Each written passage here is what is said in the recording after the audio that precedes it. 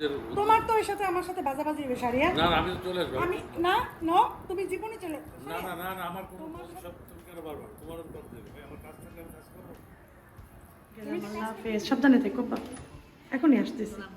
অনেক অসুবিধা হইতে আছে পেশাবে জ্বালা পোড়া কি রান্না করছো মা? তোমার জন্য চিকেন কাকের চিকেন আর কি? চিকেন আর ভাত আর করলো মাছ। এই যে মাছ হয়ে আসছে, মাছটা বেশি করবো না, একটু জল রাখবো।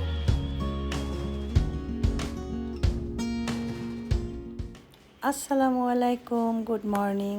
যে ভিউয়ার্সরা আমার মাঝে মাঝে বলেন যে এত কিছু ব্লগ করেন, বাথরুমটা কেন ব্লগ করেন না, বাথরুমও দেখাই দেন, তাদের উদ্দেশ্যে আজকে আমার প্রথম শুভ গুড মর্নিং।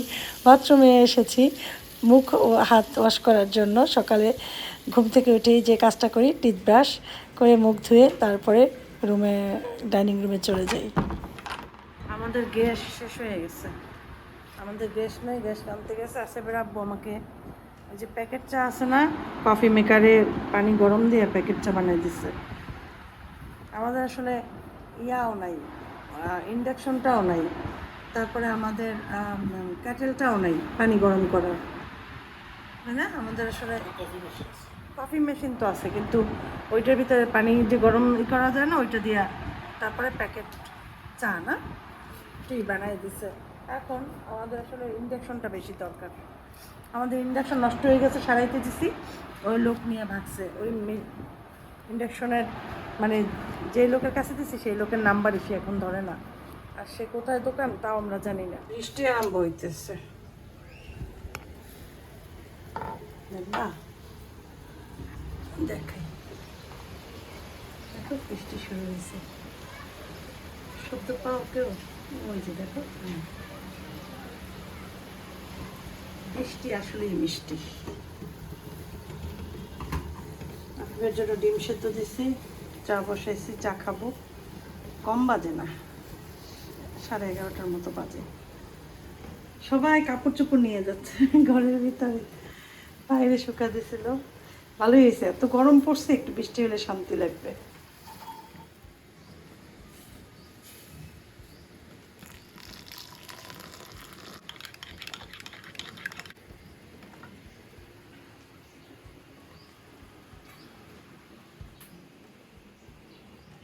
আগের চাটা ছিল খুবই বাজে, কারণ ওটা দোকানের রেডিমেড কেনা চা।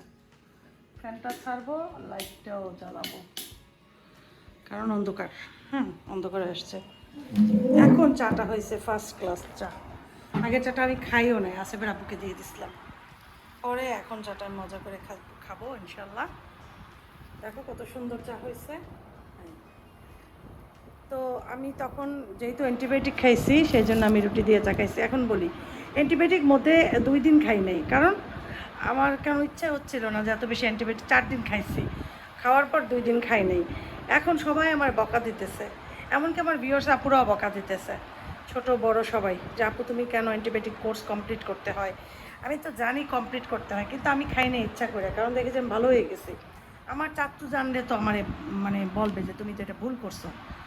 যাই হোক, এরপরে 2 দিন বাদ দিয়ে কিন্তু আমি আবার অ্যান্টিবায়োটিক আনলাম, এনে আবার 2-3 দিন এটা আবার খাবো, ঠিক আছে? 4 দিন 3 দিন 7 দিন হয়ে যাবে, কিন্তু মধ্যে বাদ পড়ছে, এই জন্য আমি খাইতে চাই না। যেহেতু বাদ পড়ছে এখন খাইয়া লাভ কি? অনেকে বলছে কোনো অসুবিধা নেই, খাও। আবার আফিফে ডিম দেবো, ডিমটা ছিল 1 পিস রুটি দিয়ে খাবে, কারণ কলা খাইছিল 1 পিস রুটি দিয়ে, বলে না 2 পিস রুটির বেশি আমি খাবো না, ঠিক আছে? আবার বললাম টোস্ট করে দিই, বলে না দরকার নেই, এমনিই দেবো। ঠিক আছে, দিলাম, অসুবিধা নেই। আমি তো জিজ্ঞাসা করি সব সময়, তারা যেটা বলে সেভাবেই আমি কাজ করি। না ফিফ, গরম কিন্তু ডিমের কুসুম, মুখে সাবধানে দিও। ওয়েলকাম। গোসল করছো তুমি? ভালো করছো, আর্লি গোসল করা বেটার। আফিফের রান্না তো আছেই, আফিফের টেনশনও নেই। খাও, যেয়ে যাও, রুমে খাবে সে, আমি চাটা মজা করে খাই, তারপরে রান্নায় চলে যাই। রান্না করতে গেলে সবার আগে তেলটা ভরা উচিত। আমি বলেই যাই, মনে থাকে না, কারণ এটা দিয়ে তেল দেওয়ার থেকে এটা দিয়ে তেলের মানে পর থেকে তেল দেওয়া বেশি ইজি। তেলের কভার এখানে যেটা থাকে এখানে ফ্লোরে ছিল, সুজনের মা হারাই ফেলছে। এমনই করে সুজনের মা অনেক, মানে যেমন আমার উপকারও করে তেমন আবার আমার অপকারও করে। তো করলা আজকে ভাজি করব, করলা নিছি, করলা ভাজি। আর করব হচ্ছে এই যে মাছ, এটা হচ্ছে পাবদা মাছ, এটা কুটে এটা ভেজে মশলায় দেবো। আর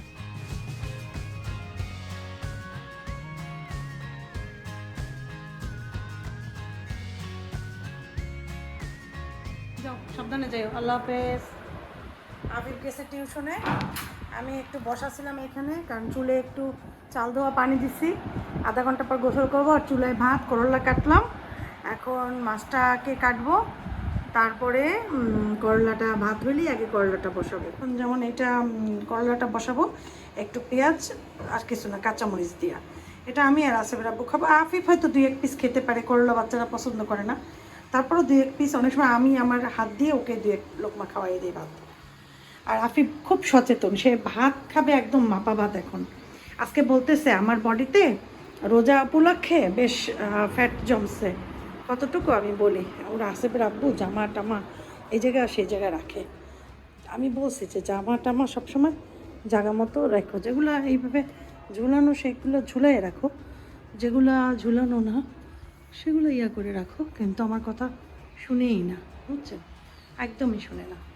যাই হোক, এখন বলতেছি কি কথা, ও আফিফের বডিতে নাকি, আফিফ বলে যে আমার বডিতে 1% হচ্ছে মাসল, 1% হচ্ছে ওয়াটার, আর 2 হচ্ছে ফ্যাট। তো তার মানে সে বুঝাইতেছে যে আম্মু আমাকে খাওয়া আরও কমাই দিও। এখন এতটুকু বাচ্চা,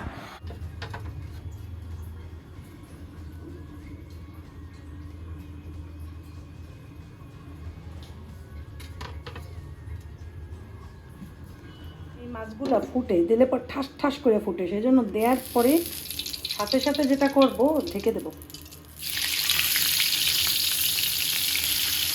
দিতেও ভয় লাগে, চিন্তা করে দিই।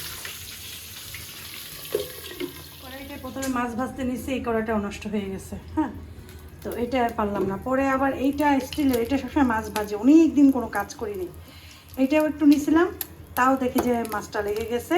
মানে সোজা কথা, মাছের জামা কাপড় সব ছিঁড়ে ভিজে, মানে ছিঁড়ে বেড়ে তছনছ অবস্থা, প্রত্যেকটা মাছের জামা কাপড় খুলে গেছে।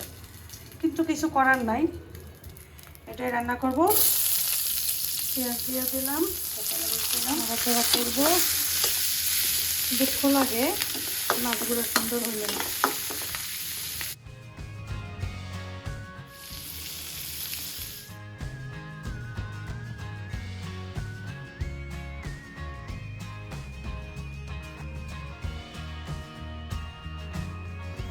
একটা রাজন দিয়ে দিচ্ছে।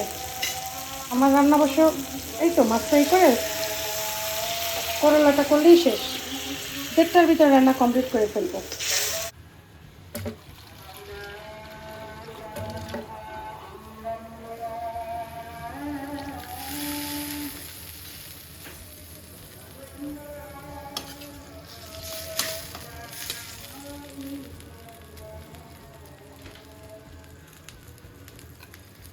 অসহায় মাছগুলোকে দিয়ে দিলাম, কাপড় চোপড় নাই কিছু, ছিঁড়ে বেড়ে একদম অবস্থা খারাপ, প্রত্যেকটা মাছের কাপড় ছিঁড়ে বেড়ে গেছে,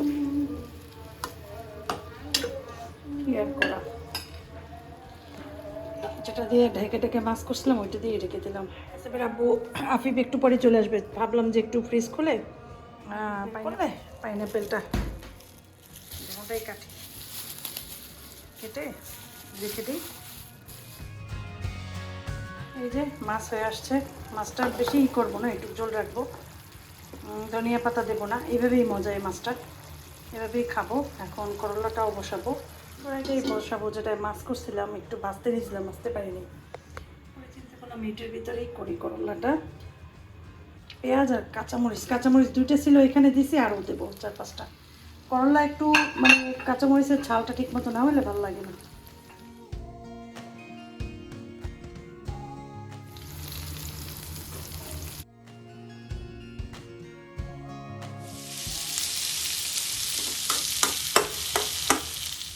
ফল খাওয়ার মতো ভালো জিনিস কিন্তু আসলে পৃথিবীতে নেই। ফ্রুটস এমনই একটা জিনিস যেটার ভিতরে এত ভাইটামিন থাকে, বডির জন্য খুবই দরকার হয়। এই জন্য সবাই যারা আছো ফ্রুটস খাবে, যে কোনো একটা ফল, এবং সিজনাল ফ্রুটস এবং দেশি ফ্রুটস। আমাদের দেশে প্রতি বছরই কিছু কিছু ফ্রুটস আছে সিজনাল হয়, যেমন আমের সিজনে আম, কাঁঠাল, এই যে আনারস, তারপরে আখ, তারপরে হচ্ছে সপেতা, তারপরে পায়লা, তারপরে হচ্ছে কুল মানে বড়ই, কত ধরনের ফল। আমাদের কিন্তু যে আপেল কমলাই খেতে হবে তা কিন্তু না, দেশি যে ফলগুলো, যে কোনো একটা ফল প্রতিদিন খেলে হয়। পেয়ারা তো 12 মাস থাকে। তো এরকম ফল খাবে, তাতে কী হবে, তোমার কোষ্ঠকাঠিন্য দূর হবে। তারপরে ফল খেলে ভিটামিনগুলো পাবে। শরীরে কত ধরনের ভিটামিনের যে চাহিদা থাকে, ফল দিয়ে অর্ধেকটা তার শরীরের পূরণ হয়। আফিফ আসছে টিউশন দিয়ে। আফিফ, তরমুজ না কি বলে, পাইনাপেল খাওয়া সব। আমি একটু খাবো, অনেক মজা পাইনাপেলটা, বিসমিল্লাহ। এত মিষ্টি, এত মিষ্টি, হালকা হালকা টক, মানে টক টক তো থাকবেই, টক ফলে মিষ্টিটাই বেশি।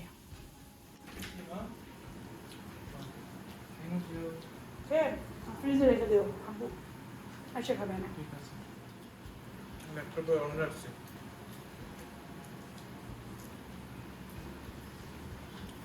খেয়ে নাও গে, মজা, মিষ্টি না অনেক, অনেক মিষ্টি। রিফ্রেশ লাগে। হ্যাঁ,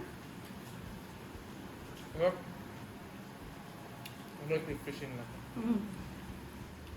কি রান্না করতেছো মা?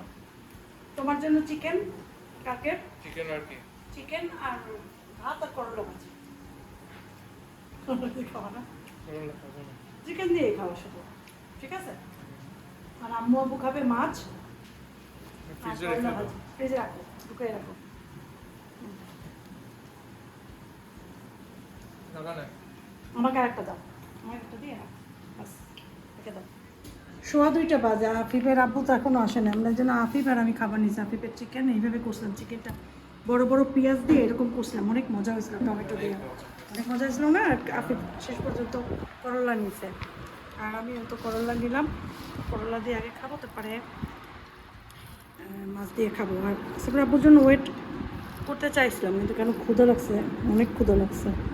এখন থাক, খেয়ে ফেলি, যেহেতু প্রায় 2:30 বাজে, 2:20 বাজে। বিসমিল্লাহ। আমার হাতের করলা আমার শাশুড়ি খুব পছন্দ করতো। সে রান্না করতো না, সে সবসময় আমারে বলতো করলা তুমি করবা। সে বলতো যে তার হাতের নাকি করলা তিতা হয়। সে সবসময় বলতো করলা তুমি করবা, তোমার হাতের করলা অনেক ভালো লাগে। করলাটা সেই মজা হয়েছে মাশাআল্লাহ। আব্বাকে করলা দিয়ে খেতে হয়। আমি তো তুমি সব বুঝছি, তুমি তো ওইটা দিয়ে খেলে এটা টেস্ট পাবে না। টেস্ট আমি অল্প খেয়ে। গেলাম, আল্লাহ হাফেজ, সাবধানে থেকো বা, এখনই আসতেছি। দানার ওষুধটা দিয়ে চলে আসবো। আব্বাকে ওষুধ দিতে যাই, আব্বার আবার ইউরিন ইনফেকশন হয়েছে, তো ওই পেশাব একটু জ্বালা পোড়া। চাচুকে কল দিলাম, জানাইলাম, তো চাচু ওষুধ দিছে। এখন এই ওষুধটা নিয়ে তারপর আরও একটা 2টা ওষুধ দিছে, এই ওষুধ নিয়ে আব্বাকে দিয়ে তারপরে আসবো। ওদিকে ওই যে আছে আমাদের ওই যে ভাতিজি আছে, ওরেও বলছি তুই একটু আমার সাথে চল, একা আমাদের এখানে একা যাইতে ভয় লাগে। তো বলে কি হ্যাঁ ঠিক আছে, তোমার বাসার সামনে আমি কাছাকাছি আছি, তোমার বাসার সামনে আসতেছি। তো আমি বললাম তাহলে আমি নিচে যেয়ে দাঁড়াই থাকি, ও আসতে পরে রিক্সা করবো, এই আর কি। আফিফকে নাস্তা টাস্তা দিলাম, আফিফ পড়তেছে, একাই আছে, আসে বাবু এখনও বাসায় আসে নাই, এই আর কি, এসে পড়বে একটু পরে। দাঁড়াইয়ে থাকি, কতক্ষণ ওয়েট করি, দেখি বলছে আসতেছে বাসার সামনে, তাহলে এখান থেকে চলে যাব। বাসা থেকে নেমে মেডিসিন কিনছি, আর চায়না চলে এসেছিল আমার বাসার সামনে। তারপরে ওখান থেকে নিয়ে ও বাজার করতে এসেছিলো এইখানে চৌমাথায়, হেঁটে আসছিলো বাসার থেকে, ও প্রায় হেঁটে আসে, বাজার টাজার করে। যাই হোক, তারপর ওই নিয়ে রওনা দিচ্ছে। দেখো কত বড় বড় বাস যাইতেছে, বাসের পেছনে রিক্সাওয়ালা পাল্লা দিচ্ছিল। আমি বললাম আপনি কি ওর সাথে পাল্লা দিয়ে পারবেন, মানে এই সাইড থেকে ঘুরে ওই সাইড থেকে যাওয়া নিয়েছিল। আমি বলি বাসটা তো থামছে, কারণ সামনে কিছু আছে সেই জন্য, উনি তো টান দেবে, তখন তো আপনার রিক্সায় বাড়ি লাগতে পারে, রিক্সা দিয়ে পড়ে। প্রায় এখানটায় অ্যাক্সিডেন্ট হয়, এবং বড় বড় অ্যাক্সিডেন্ট। এর আগে একটা মহিলা মারাই গেছে, রিক্সা না অটোর থেকে পড়ে মারা গেছে। তো এইসব আমি বললাম যে একটু সাবধান হন, আল্লাহকে ভয় পান, সাবধানে গাড়ি চালান, আপনি কখনো বাসের সাথে পারবেন না, দেখেন বাসটা কত দূর চলে গেছে। বলে হ্যাঁ তা তো ঠিক। এই যে ওষুধ আনলাম, 1 গ্লাস পানি খেয়েছি আজকে, সারাদিন আমি 2 গ্লাস পানিও খাইনি, অথচ অ্যান্টিবায়োটিক খাইতেছি। আবার ওষুধ নিয়ে এলাম। হ্যাঁ, তোর আব্বার তো একটা অনেক অসুবিধা হইতে আছে, পেশাবে জ্বালা পোড়া, বাথরুমে গেলে একটা জোরে জোরে উবা এরকম করে। ডাক্তার তো কম দেখাই নাই, বহুত ডাক্তার দেখাইছি। তো চাচুরে বলছি পরে, চাচু তাহলে কি কত টেস্ট দেয় বুঝছো, টেস্ট দিয়ে ভরাই ফেলায়, তারপর করাইছে ওইও করাইছে কি জানি কি ওই ডারে নাম তো ভুলে গেছে, ওই যে মনির ঢুকাইছে কি জানি নাম ওটা, এমআরআই। হ্যাঁ ওগুলো তোর আব্বারে করাইছে, সবই করাইছি। সবই করাইছে। কিন্তু তার একটা দোষ কি জানো, ডাক্তারে বলছে যে এইটা চলবে, খাই দিয়ে কই কোনো আমার অসুবিধা, কই নিজে আর খায় না, কি করবো, এগুলো করে সে খাম খেয়াল। এখন ওষুধ দিছে, ওই যে নিয়ে এসে এগুলো খাও, অ্যান্টিবায়োটিক দিছে তো, অনেক খাম আর প্রোস্টেটের জন্য একটা ওষুধ দিছে, দেখে না খুব ভালো। ওইটাই চলবে, আর প্রোস্টেটের ওইটা খাওয়াইতে দেখুন থেকে রেগুলার। আমিও তো ওই সব ডাক্তাররাও দিয়েছে, ওইটাই দিছিল কিন্তু সে খায় নাই, এবার খাইতে হইবে তার, খাইতে হবে একবার খাক, তারপরে ইয়ে করবারে বাসায় চাও খাইনি আজকে জানো। দেবেন না ভাবি আইসে আবার এইমাত্র আমাদের সাথে, আমরা ওই জায়গায় সে থামছি দিয়ে যে আমরা তো হাইটে আসছি ওই দিয়ে আমি রাস্তা ভাঙা, সেই জন্য হাইটে আসছি বুঝছো। তার আমি কল দিছি, দিয়ে বলছি যে চাই না চাইনি, আমার তো আব্বার ওষুধ দিতে যাইতে হবে, তুই কই, আমি আছি রেডি, তুমি কোথায়। একটু চা দেন না। ও আবার হাঁটতে হাঁটতে চৌমাথা পর্যন্ত হাঁটতে হাঁটতে আসছে, ও বাজার হয়তো নিত, কিন্তু আর নেয় নেই, ও ডাইরেক্ট আমার বাসায় চলে এসে, ও তো তুমি আছো, ও হাঁটতে হাঁটতে চৌমাথা দিয়েই তো অনেক সময় হাঁটতে হাঁটতে আসে, ওর ডায়াবেটিস না। কি হয়েছে আবার কিসের জন্য ফোনটা দিল, মানে বারবার মেরে ফোন দিল, তারপর ভাবি আসছে, তারপর আমি ওইখান থেকে রিক্সা নিয়ে যাই। হ্যাঁ তারপর ওই দিকে আমরা রিক্সা থামছি, মণিপুর বাসার ওই জায়গা, তারপর আমরা হাইটে আসতেছে দিয়ে যে ভাবিও রিক্সা আসতে আসতে। সোনাপুরটা কি হয়েছে, আমার খুব এরকম করে শুকনো মরিচ দিয়ে না ভাজতো, মরিচ দিয়ে আমার শুকনো মরিচ দেয় সবসময়।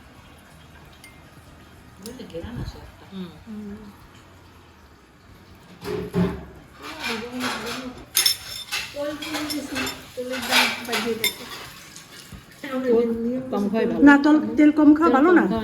শোনো, একটা ইন্ডিয়ান একটা ডাক্তার দেখাইছি, তৈল কম খাওয়া ভালো ঠিক আছে, কিন্তু তৈল কম দিলে তরকারি মজাও লাগে, মজা লাগে না। কিন্তু দিছি আমার কাছে ভালো লাগে না। আব্বাকে ওষুধগুলো দিছি, কোনটা কোন টাইমে খাইবে সেটা বলছি, ঠিকমতো বলে দিয়ে আসছি। আর অ্যান্টিবায়োটিক দিয়েছে 7 দিনের, ওইটা আনছে, আর যেটা চলবে ওষুধ ওটা 10 দিনের নিয়ে আসছি। 10 দিন আমি বলছি 2 দিন থাকতেই আবার বলবা সাগরকে, সাগর আবার এনে দেবে, অথবা আমি যখন বাসায় আসবো আমাকেই জানাবো, তাহলে ওষুধ নিয়ে আসবো। এই রোগটা খুব ভয়ঙ্কর জানো, বড়ো বড়ো বাস যায়, ট্রাক যায়, হাইওয়ে রোড তো অনেক ভয় লাগে। আর বাসটার পর একটা যাচ্ছিল, কানের ভিতরে এত সাউন্ড আর এত ভয় লাগে কি বলবো। আর এই রাস্তা যাওয়ার সময় 100 বার দোয়া ইউজ করতে থাকি। এইমাত্র আসিফের আব্বু কল দিছে, বাসায় আসছে, আমার এবারে তুমি কই, আমি বলছি আব্বার ওষুধ দিতে আসছি, বলে তাড়াতাড়ি চলে আসো। আমি বলি এই যে রাস্তায় আসতে আসি। খাবার আমাদের এই যে করলা ভাজি একটু ছিল, নিলাম, পদ্মা মাছ দিচ্ছে, আসিফের আব্বু সব পদ্মা দিয়ে দিছে, আসিফের আব্বা এসে গোসল করছে। ডিমের স্যান্ডউইচ, আর পরোটা দিয়ে যে করছে, করলা ভাজি খুব মজা হয়েছিল। আরো করবো, আমি তো বাজার থেকে এই তোমার এই স্যান্ডউইচটা যে মজা, এগুলোই তো পছন্দ করি। স্যান্ডউইচ, তারপর শর্মা যে বানিয়েছে কালকে, মজা হয়েছিল। আচ্ছা আচ্ছা, কি হয়েছে সাহেব? খুবই মজা ছিল করলা ভাজি। করলা ভাজি দুপুরে খাই নাকি তুমি, সেটা তো বললাম না। দুপুরে এই যে ভাঙনা খাওয়া হয়েছে, তোমার মাছ খাওয়া হয়েছে, বড় মাছ ছিল, মুরগির গোস্ত, তারপর ভর্তা, ডাল, তারপর এটা কি জানি কি ভাজি বলে, ডালের ভাজি। আচ্ছা, অনেক কিছু খাইছেন। হ্যাঁ, ফ্যামিলি নাই, আমরা গেছি পরে বলছে যে মামা, চাচার বলছে না না, মামারা নিয়ে আসছে, লাগিয়ে যেতে পারবে না। ও খাইয়ে দেয়, তারপরে তারপর ওই যে দোকান চলে গেছো, ওইখানে আবার ইয়েতে গেছি, কোথায়? ডিস্ট্রিক্ট রোড ওখানে। ও হচ্ছে কি, কালকে আবার বাবুগঞ্জ সেখানে আবার আগরপুর যেতে হবে। কেন আগরপুর যাবা কেন?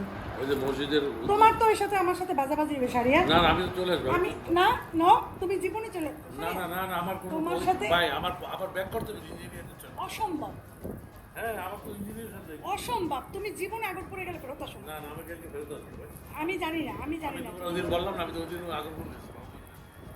কবে। ওই যে কাজে গেছি, হ্যাঁ আমি আগরপুর গেছি না, চলে এসেছি। কারণ তুমি প্রতিবার বলো আমি আগরপুর চাই, কিন্তু তুমি কোনদিন ফেরত আসো? এইবার তোমার সাথে আমার পুরোপুরি একটা ফাইনাল ঝগড়া হইবে তুমি যদি আগরপুরে না যাও। না আগরপুর তো আমার ওখানে কোনো কাজ নেই। আমি তো বললাম যদি তুমি যেই থাকো আগরপুরে, মসজিদের লেআউট হবে এই ভিডিওর মধ্যে তোমার সাথে আমার ফাইটিং হবে, তুমি মনে রাখো। মনে রাখো। আমি আর আমার ছেলে অসহায়ভাবে বাসায় থাকবো, আর তুমি আগরপুরে আমাদের রেখে থাকবা, তোমার সাথে তাহলে আমার আর বনিমনা হইবে না। তুমি এমন করলে চলে না, মানুষের না একটু হইতে হয়। আমি একা একা বাজার করি, সদাই করি। না না ভাই, সমস্ত মানুষ পৃথিবীতে আজকাল ম্যাক্সিমাম মহিলারা তারা ঘর সংসার চালায়। তোমার তো পুরো প্রেসিডেন্সি নেওয়া আছে, তুমি কেন পারবো? তোমারও তো করতে হবে ভাই, আমার কাজ থাকলে আমি কাজ করবো। তুমি তো কাজ করতে যাও, তুমি আগরপুর আটকা পড়ো, তুমি আটকা পড়ি না। তুমি তারপর আগরপুরে থাকো, ঠিক আছে? আমি যদি মহিলা যদি থাকতাম আগরপুরে এরকম, তাহলে কেমন? আগরপুর না, যে কোনো জায়গায় আমি যদি যেই থাকতাম, তুমি কি আমার অ্যাকসেপ্ট করতা? না তুমি কেন থাকো? তোমার সংসার আছে। তো তোমার সংসার নেই? আমার সংসার মানে আমার তো কাজ করতে হবে। কি কাজ তোমার আগরপুরে? আর ওই কত কাজ তো বাড়ি ঘর দেখতে হয়, ইয়ে করতে হয়, ইয়েতে কাজ থাকে। কিছু কাজ থাকে কোথায় শুনি একটু কও। প্রতিদিন অফিসে কাজ থাকে, ধরো বাবুগঞ্জের কাজ থাকে, ওই করি। আমি জানি না তুমি এবার যাবো না, শুনে গেলে তোমার সাথে আমার আর কোনো কথা নেই, না না কাজ তো করতে হবে। তুমি যোগাযোগ ব্যবস্থা শেষ। নাম থাকবো না, চলে যাবো। দেখি, দেখা যাবে। জনগণ সাক্ষী তুমি এই কথা বলছো, ঠিক আছে? জনগণ আজকে সাক্ষী রাখলাম মোবাইলের ভিতরে, তোমার কথাগুলো রেকর্ড করলাম, ঠিক আছে? মন থেকে জানি।